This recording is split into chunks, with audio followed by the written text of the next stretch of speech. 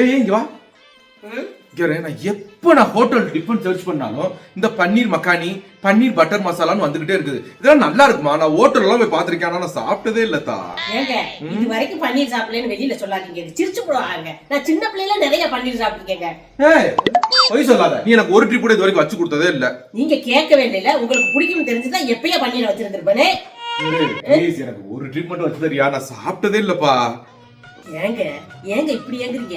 சட்டு புட்டுன்னு போய் சேட்டை கடையில ஒரு பன்னீர் பாட்டில் வாங்கிட்டு வாங்க. வெங்காய தக்காளி வதக்கி இஞ்சி பூண்டு பேஸ்ட் இருக்கு, போட்டு கலக்கி ஊத்தி தந்துடுறேன்.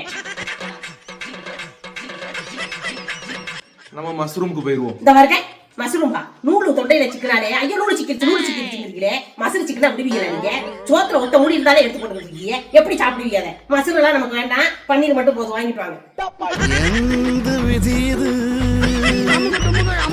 வல்லாத்த சதியுது